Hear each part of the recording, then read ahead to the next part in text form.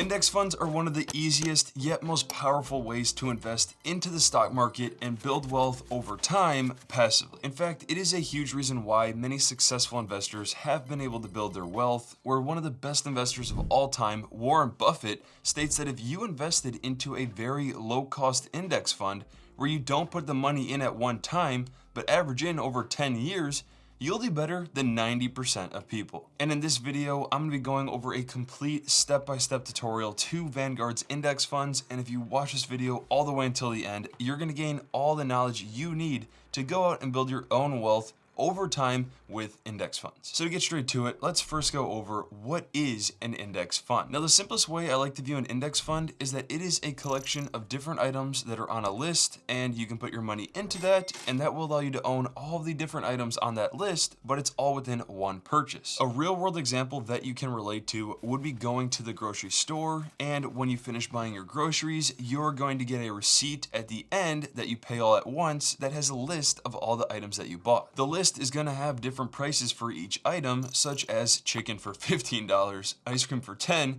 strawberries for $5, and whatever else you buy. But the interesting thing here is that all these items get combined into one price. So let's say you bought a few more things and that total came out to be $100. The reason that this is a thing is because you don't want to go out and buy 30 items separately, and you definitely don't want to have 30 receipts.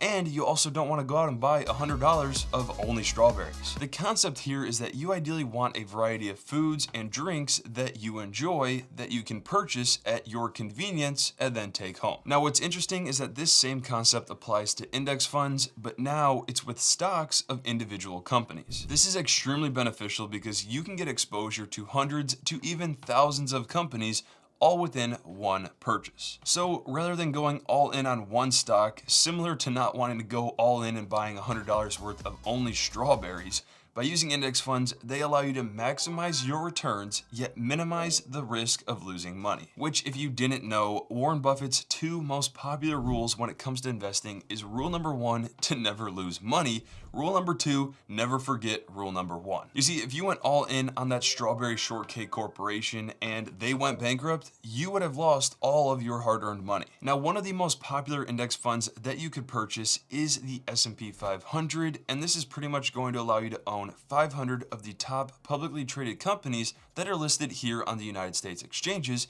and it basically resembles a broad scope of the US economy, which some of the top companies in the S&P 500 consist of ones you've probably heard of, like Apple, Microsoft, Nvidia, and Amazon. Now, since the S&P 500 is a collection of 500 different companies, instead of wasting your time going out and buying each one separately, you could buy them all at once, and that is what buying an S&P 500 index fund would do for you. And just like your grocery bill, you can get all your groceries with a one-time purchase, and if you wanted to own 500 companies all at one time, you could do a one-time purchase through an investment like this that is seen on Vanguard as the Vanguard S&P 500 ETF with the ticker symbol of VOO, which on Vanguard's page, you can see plenty of details that provide information about this fund, like the top companies I just mentioned. You can see that Apple, as of the recording of this video, contains 7.25% of the entire fund, then Microsoft at 6.55%, and Nvidia at 6.11%. Understand that these numbers will fluctuate over time as the companies change in size, but to understand this even more, think of it like the grocery bill where I explained chicken was $15,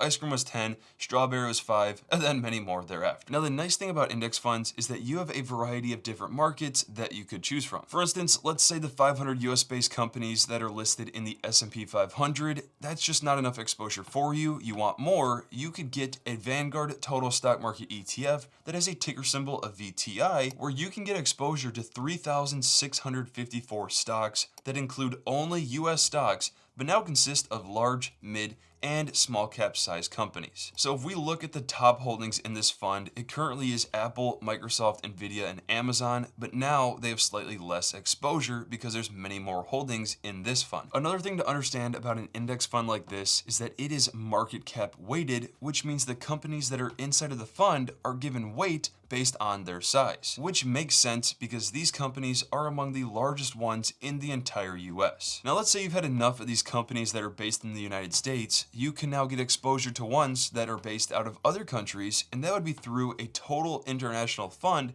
like Vanguard's ETF with the ticker VXUS. I'll discuss some of the best index funds later in this video, but understand that for the investments that I just showed, they were all ETFs. If you are interested in buying index funds, there are actually two ways that you could purchase them, one being an ETF and the other a mutual fund. You see, for Vanguard's VOO, this is an ETF, and on their page, you have a direct link that you could click on to view their mutual fund version that is the ticker symbol of VFIAX. This index fund also tracks the S&P 500 index, so the results are extremely similar, but the underlying structures do vary slightly. To simply break it down for you, an ETF like VOO can trade on nearly any platform. It can be bought or sold similar to ordinary stocks. They typically have 3 to 4 letters in their ticker symbol, and they're known to be slightly more tax efficient. Where on the other hand, mutual funds like VFIAX, you can only trade them if you have an account through the specific broker, for this case Vanguard. You could potentially purchase them on other platforms like Fidelity, but there is a large fee, and just don't do that. And when it comes to trading mutual funds,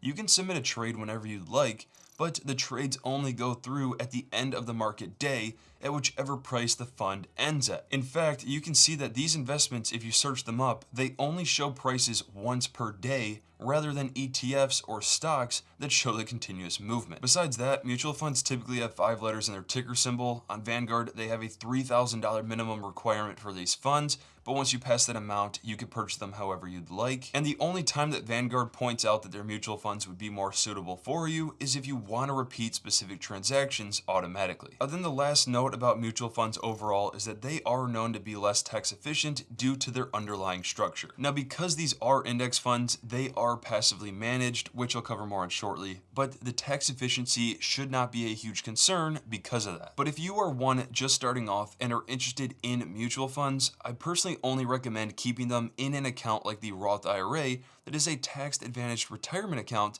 where the taxes on the investments don't affect you, worst case scenario. So to keep things simplest, an ETF all around would more than likely suit you the best, and don't forget that you can purchase them on nearly any platform. You don't need a Vanguard account. And in the case that you are confused or want to learn more about content like this, I'll have links in the description below to relevant videos that I've created that I think you'll find helpful. Which, while you're at it, if you are finding value in this content, all I ask is that you hit that like button and subscribe for future content like this. With that said, let's now go over the advantages to index funds. The first thing is that index funds are passively managed, which means once you purchase them, you don't have to do anything else thereafter. In fact, there are specific algorithms made to automatically select companies based on criteria like their size or region, so over time, if markets change, an index fund will automatically update for you. Not just is this convenient for you, but one of the world's leading resources for benchmark statistics, the S&P Dow Jones Indices, they've analyzed that most actively managed large cap funds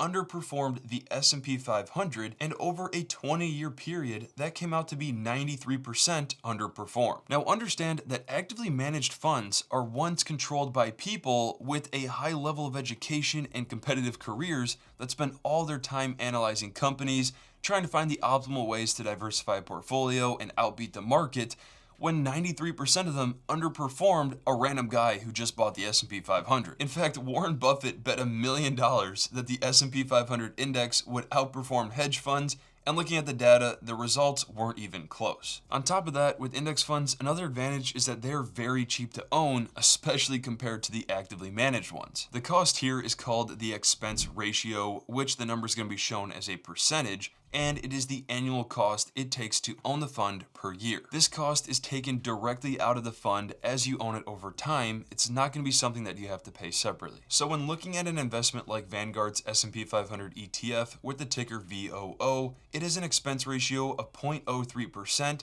and is significantly cheaper than the average cost to own an actively managed fund that, according to Charles Schwab, may range from 0.38 to 1.09%. In fact, they state the average fund that is passively managed charges a 0.05% expense, where the average actively managed fund charges 0.76%. Now, if that doesn't seem like a huge difference for you right now, the impact that has on your investments over time adds up significantly. For example, if you invested $300 per month, which is $3,600 per year, into Vanguard's S&P 500 VOO, after doing this for 30 years, the total estimated cost in fees would add up to be roughly $3,300. Where if that were instead the average actively managed fund at 0.76%, that would be nearly $79,000 in fees. That's literally the price of a retirement car, boat, plenty of vacations, or even a down payment on a house. And yet alone, the statistics show that the actively managed funds are less likely to do as well as a simple S&P 500 index fund. Besides that, another benefit to index fund investing is that they provide a great amount of diversification for your investments. For example, let's say that you bought two stocks. $5,000 is into Apple, $5,000 into Strawberry Shortcake Corporation. Your total portfolio is $10,000, but let's say Strawberry Shortcake Corporation went bankrupt and the price dropped to zero. Assuming Apple stayed the same, that means your portfolio would be down $5,000, and now the Strawberry Shortcake Corporation has a different type of red in it. But if you instead invested in an index fund that had 1,000 companies, assuming each company had the same weight, if one of them were to go bankrupt, your portfolio would decline from $10,000 down to $9,990. You won't even notice the difference. So knowing this, here's exactly why I invest into index funds. For starters, I believe everyone watching this wants to find strong ways to financially have their money grow for their future. And so the first reason why I consistently invest into index funds is because they're cheap. As I just showed, the expense ratio for index funds is significantly less than actively managed ones, but not only is that going to save you money, but lead you to more of a gain. From the previous example, I used a simple 10% annual return from the S&P 500, where the total cost of the fund came out to be $3,300 in fees, but the entire portfolio would have grown to $588,000 over 30 years. Where if we assumed that 10% return stayed the same, but I instead had to pay a 0.76% expense ratio, the total cost in fees would be $78,000. That means my end portfolio would now be $513,000, roughly $75,000 lower. Also understand that when you see the annual returns, which I'll cover more on later, the expense ratio is going to already be factored in to that number you see. But for example purposes, if an investment were to grow 10% and one was a 0.03% expense and the other was 0.76%, the cheaper option would allow more money to be saved and invested, which would lead more into the power of compound interest. Which means as your investments grow, they will continue to grow more and more over time. For instance, with the same example, the first year you do this, your investments would have grown $360. The following year would be $756. The year after would be $1,191. So up front, the growth may feel small, especially considering the fact you're adding in money every year. But by the 30th year of doing this, in that 1 year alone, based on the averages, your portfolio would have grown $53,000 in that year. And just to emphasize the power of compound interest, the impact of having time in the market with your investments, if you kept going with your investments for another 10 years, by the 40th year alone, your portfolio would have generated $144,000, and yet alone, your portfolio would have then jumped to a total of being nearly $1.6 million. And what's cool about this is that investing into index funds is super easy. Nearly anyone can do it. It doesn't take much time, and if you keep watching this video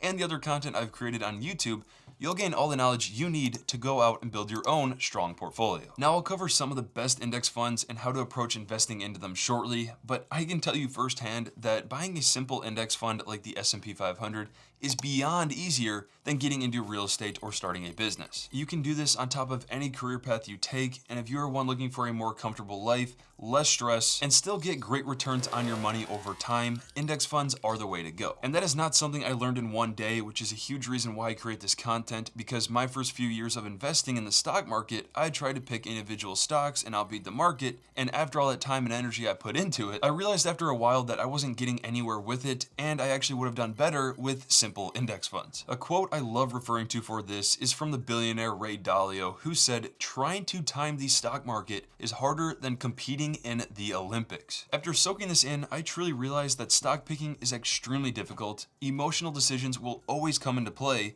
and even with the right picks, I feel you're almost always going to have some sort of regrets. So I figured that creating a plan for my investments to consistently invest into strong index funds not only motivates me to stay on the right track and avoid playing around with any of my investments, but it's also proven to build wealth for many people where the odds are much more in my favor. Understand that I am not referring to growing my investments in only a couple of years. No one knows what's going to happen in the market short term. But if you buy an index fund like the S&P 500 or total US stock market index fund, and you believe the US economy is going to continue developing over time, then so will your investments. Knowing that, let's now go over Vanguard's index funds and compare them with their competitors. If you didn't know, the founder of Vanguard is Jack Bogle, who is known for index funds and helping create the first one in 1976, which was called the Vanguard 500 Index Fund. In my opinion, Vanguard has among the best options out there in the industry when it comes to their index ETFs and mutual funds that they offer. Although they require a $3,000 minimum for their mutual funds, their ETFs require only $1 to get started. In fact, Vanguard currently offers 86 ETFs, which is nothing compared to BlackRock, but there are more options there than Fidelity at 71 and Charles Schwab at 31. Also notice the average cost, where Vanguard's is 0.09%, Fidelity's is 0.3%, and Schwab's is 0.13%. So when it comes to comparing the investments among different providers, if they're tracking roughly the same index, the results are going to be extremely similar, where if we look at Vanguard's mutual fund version VFIAX, it has a 0.04% expense ratio, $552 billion in assets under management, and over the past 10 years has recorded a 13.34% annual return. Where Charles Schwab's is SWPPX that has a 0.02% expense ratio, $106 billion in assets under management, and then an average annual return of 13.32%. Or Fidelity's version that is FXAIX that has a 0.015% expense ratio, $600 billion in assets under management, and over the past 10 years, it has achieved a 13.37% annual return. The fact that these investments have performed that well over time and are so cheap, I don't see a better overall option out there in the stock market. Which, before moving on to the next section, all I ask is that if you are finding value in this content, that you consider hitting the like button and subscribing with notifications on for future content like this. With that said, let's now go over the best Vanguard index funds to consider. The first 5 that I'll briefly mention are domestic funds, which means the funds only contain companies that are based inside of the US. The first one would be a total stock market index fund, where Vanguard's ETF version is VTI and the mutual fund version is VTSAX. I'll be using all the data from the ETF versions, but they will all be very similar. For starters, VTI has a 0.03% expense ratio, a 1.3% dividend yield that pays out quarterly. It has 3,654 stocks in the fund, where it has averaged a 12.78% annual return over the past 10 years, and an 8.87% annual return since it was publicly created in 2001. The next option to consider is the S&P 500 already mentioned, where the ETF is VOO and the mutual fund version is VFIAX. This fund has a 0.03% expense ratio, a 1.27% dividend yield that pays out quarterly. It has averaged a 13.33% annual return over the past 10 years and a 14.7% annual return since 2010. Now understand that the S&P 500 VOO and total stock market ETF VTI, they have an 87% overlap with each other. And that's because the stocks that are in VOO, the S&P 500, are also in VTI, total stock market index fund. So because of that, instead of getting both, you may want to just pick one over the other. And in the case that you pick VOO, the S&P 500, you may still want to get exposure to small and medium-sized companies. So here are the 2 investments that you may want to consider. The first would be Vanguard's mid-cap ETF with the ticker VO. Mutual fund version is VIMAX with a 0.04% expense ratio, and it has 313 stocks that are mid-cap sized, blended towards value and growth, where over the past 10 years, the fund has averaged a 10.21% annual return, and since 2004, that is a 9.91% average return. For the small cap, we have VB, the mutual fund version is VSMAX, and that has a 0.05% expense ratio that covers small cap stocks oriented with blended investments, and then over the past 10 years, it has averaged a 9.63% annual return, where since 2004, that number is 9.31%. Besides Besides that, another one you may be interested for more growth would be Vanguard's Growth Index Fund with the ticker VUG, and mutual fund version is VIGAX. This fund has a 0.04% expense ratio, 183 stocks that are large cap oriented toward growth, where over the past 10 years it has averaged a 15.54% annual return, and since 2004, that number is 11.49%.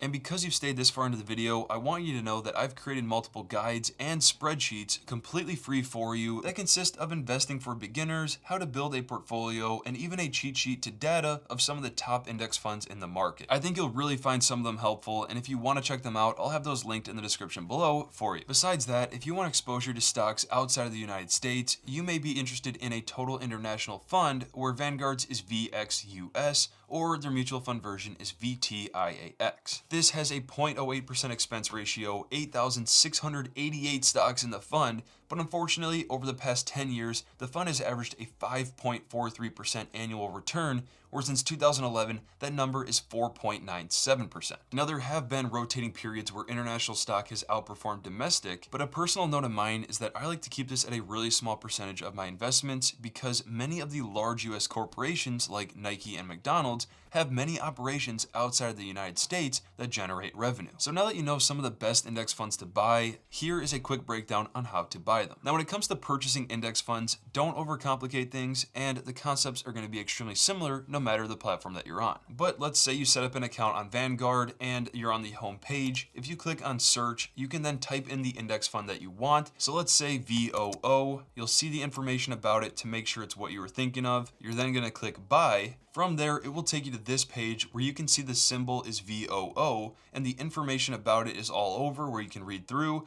But as of the recording of this video, it is trading at $534 per share, where if you're interested to purchase, underneath, if you select dollars, you can type in the exact amount that you want. So let's just say for fun, because you can actually do it, you're gonna purchase $1. And on the right, you can see that there is no commission fees for the trade. You're estimated to have 0.0019 shares.